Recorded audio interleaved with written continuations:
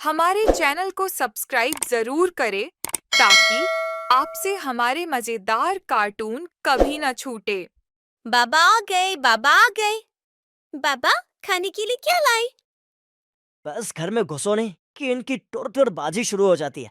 कितनी बार कहा है घर में आते ही थोड़ी देर शांति से बैठने दिया करो, लेकिन इनकी बक बाजी शुरू हो जाती है।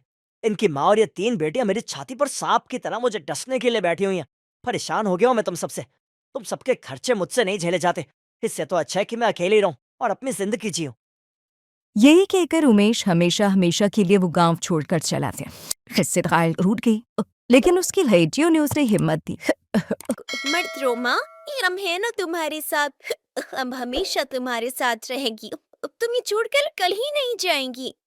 हाँ माँ, अगर तुम चुप नहीं हुई तो हम भी रो पड़ेंगी। पायल को अब अकेले ही अपनी तीनों बेटियों का पालन पोषण करना था। पायल का पति समोसे का ठेला लगाता था, इसलिए अब पायल ने खुद का ठेला लगाने की सोची। यही सोचकर अगले दिन से ही वो समोसे का ठेला लेकर निकल पड़ती है और उसी जगह समोसे का ठेला लगाने लगती है जहां उसका पति उमेश लगाया करता था, एक ठेली वाला। अरे देखो देखो, इसका मर्द इसे छोड़कर भाग गया, इसीलिए बीवी आई है समोसे का ठेला लगाने। अरे लेकिन मेरी समझ में तो ये नहीं आता, इतनी सुंदर बीवी को छोड़कर वो चला कैसे गया? पहले ही दिन पायल को तरह तरह की बातें सुननी पड़ती हैं, लेकिन वो कुछ नहीं कहती। तभी उसके पड़ोस में रहने वाला मदनलाल, जो कि वहां पर चाट का ठेला लगाता था, उससे कहता है, पायल भाभी, औरतों के बस की बात नहीं है ये ठेला चलाना। वो तो बस हंसकर ग्राहकों को ही लुभा सकती है, लेकिन असली स्वाद तो आदमियों के हाथ में ही होता है। मैं तो कहता हूँ घर चलाने के लिए तुम कुछ और काम देख लो, ये तुमसे नहीं होगा। कुछ तो सोच समझ कर बोलो मदनलाल, तुम्हारी भी तो दो दो बेटियां हैं, लेकिन फिर भी तुम लड़कियों को लेकर इतनी घटिया सोच कैसे रख सकते हो? तुम जानते हो ना, अब सरकार भी लड़के लड़कियां दोनों को बराबर समझती है। अच्छा, बराबरी की बात करती है, वो तो पता चल जाएगा। देख लेना किसके ठेले पर ज्यादा ग्राहक आते हैं, और जो थोड़ा बहुत आएंगे भी वो सिर्फ मर्द ही होंगे। उन सब की ये बातें सुनकर पायल ने चुप रहना ही बेहतर समझा। पायल सारा दिन धूप में ठेले पर समोसे बेचने खड़ी रही, लेकिन उसके पास एक भी ग्राहक नहीं आया। शाम को वो थलखार कर वापस घर आ गई। ऐसे ही अगले कुछ दिन तक चलता रहा। उसके पास 2-4 ग्राहक ही आते, जिससे उसके समोसे बच जाते। एक शाम वो उदास होकर घर लौटी।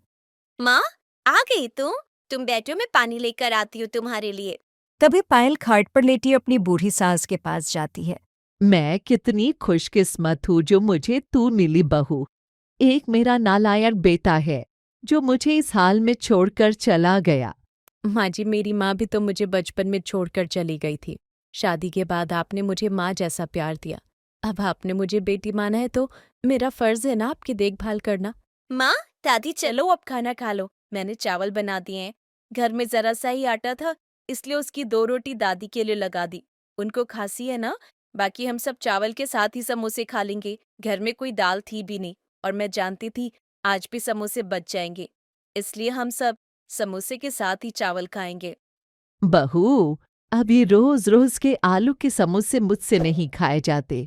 इसका मतलब ऐसे ही ग्राहक भी एक जैसा आलू का समोसा रोज रोज खाकर बोर हो जाते हैं, इसलिए अब मुझे कुछ अलग करके इन्हें बेचना होगा। बिल्कुल सही कहा माँ। मैं तो कहती हूँ आजकल सब पनीर के दीवाने हैं, तो क्यों ना तुम भी पनीर के समोसे बनाकर बेचो। देखना अच्छी कमाई होगी।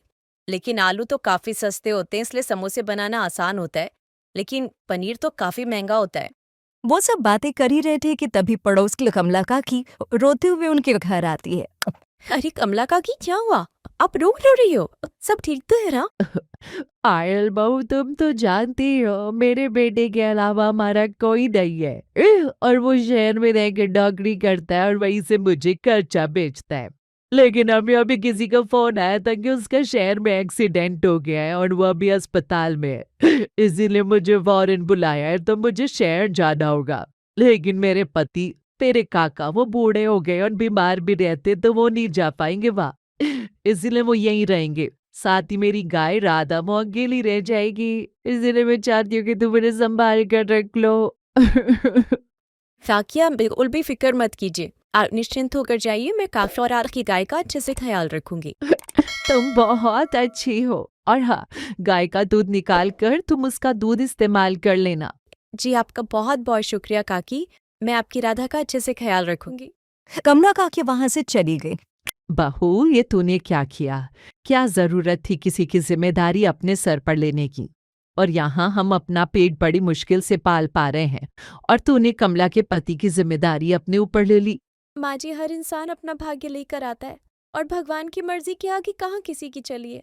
ये सब उन्हीं की मर्जी होगी। वैसे माँ, आप उस गाय से दूध निकाल कर उसका पनीर बनाकर समोसों में भर सकती हो सकता है पनीर के समोसे अच्छे से बिक जाए। वैसे भी पनीर के समोसे तो खाने में और भी टेस्टी लगते होंगे। मेरा तो बड़ा मन कर रहा है पनीर के समोसे खाने का। कल आप मुझे बनाकर खिलाओगी ना? हाँ, ये बात तो एकदम ठीक है। तो बहू, ये तय रहा। कल तू आलू के थोड़े से समोसे लेकर ही जाना। कल मैं और मेरी पोतियां पनीर बनाने की सारी तैयारी कर लेंगी। फिर परसों से तुम पनीर के समोसे ही बेचना। ठीक है माँ जी, अब ये भी करके देख लेते हैं। फिर अगले दिन वो फिर से आलू के समोसे बनाकर बाजार की ओर निकल पड़ती है। अब वो सुबह से शाम तक सारा दिन गर्मी में समोसे बेचती है, लेकिन उस दिन भी उसकी दुकान पर 1-2 ग्राहक ही आते हैं। पायल बहन, इस बाजार में समोसे की 3 दुकानें हैं और वो तीनों ही आलू के समोसे ही बेचते हैं। अपना कुछ अलग तरह के समोसे खाने का मन करता है।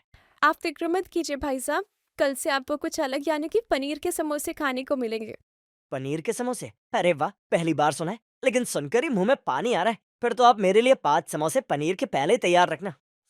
शाम को पायल घर जाती है। उसकी सास ने पनीर बनाकर तैयार रखा होता है। फिर पायल अगली सुबह पनीर के समोसे बनाकर तैयार कर लेती है। फिर ठेला लेकर वो बाजार की ओर चल पड़ती है और कुछ देर बाद जोर जोर से आवाज लगाने लगती है। पनीर के समोसे ले लो, पनीर के समोसे, ताजा ताजा, करारे करारे, पनीर के मजेदार समोसे, 15 का एक, आइए आइए। आज ठेला लगते ही दोनों ग्राहक उसके पास आ गए और उसके हाथ के बने वो पनीर के समोसे खाने लगे। उस रोज उसके ठेले पर काफी ग्राहक आए और आधे दिन में ही उसके सारे पनीर के समोसे बिक गए और वो घर आ गई। उस रोज उसने पहले दिन ही 1000 रुपए की कमाई की। अब वो माँ बेटी ठेले पर ही गर्मा गर्म समोसे तलकर बेचने लगी, जिससे उनके ग्राहक और भी ज्यादा बढ़ गए। पहले जहाँ पूरे बाजार में उसके ठेले पर कोई ग्राहक नहीं होता था, वहीं अब बाकी ठेले के ग्राहक भी आकर उसके ठेले के पनीर के समोसे खाने लगे, जिससे अब आजू बाजू के ठेले वाले उससे जलने लगे। इस पायल की वजह से हमारी कमाई कम हो गई है। अब बाजार में इसके पनीर के समोसे बिकते हैं बस। सही कहा तूने, अब कुछ ना कुछ तो करना ही पड़ेगा। मेरे पास एक आइडिया है। सुना है इसके पास गाय है जिसके दूध से ये पनीर बनाती है। अगर हम उस गाय को ही चुरा लें तो फिर ये कैसे बनाकर बेचेगी पनीर के समोसे। अब आज रात ही इस प्लान को अंजाम देंगे। अब वो दोनों उसी रात पायल के घर जाते हैं और बाहर बंधी राधा गाय को खूंटे से छुड़वाकर अपने साथ ले जाने की कोशिश करने लगता है और दूसरा ठेले वाला उसके खड़े ठेले में आग लगाने की कोशिश करता है। लेकिन तभी राधा जोर जोर से रंभाने लगती है। उसकी आवाज सुनकर पायल, उसकी बेटियां और सास सभी घर के बाहर आती हैं और मदन लाल को देखती हैं। तुम यहाँ क्यों आए थे? वो दोनों उन्हें सारी बात बताते हैं कि वो किस मकसद से यहाँ आए थे। ये बात पता चलते ही वो उन दोनों को मुखिया के पास लेकर जाते हैं, जहाँ मुखिया अपना फैसला सुनाता है। आज के बाद ये दोनों आदमी इस गांव में अपना ठेला नहीं लगाएंगे।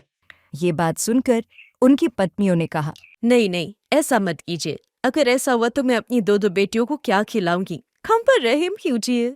ये देख पायल को उन पर दया आ गई और उसने उन दोनों को माफ कर दिया। अब वो सभी अपना ठेला बाजार में लगाते, लेकिन सबसे ज्यादा कमाई पायल ही करती। कुछ समय बाद गमना ताकी भी गांव लौट आई और अपनी राधा की अच्छी सेहत देख बहुत खुश हुई। अब उसने अपनी वो गाय हमेशा के लिए पायल को ही दे दी, जिससे पायल अब उसका दूध निकाल कर पनीर से समोसे बना कर खूब कमाई कर दी।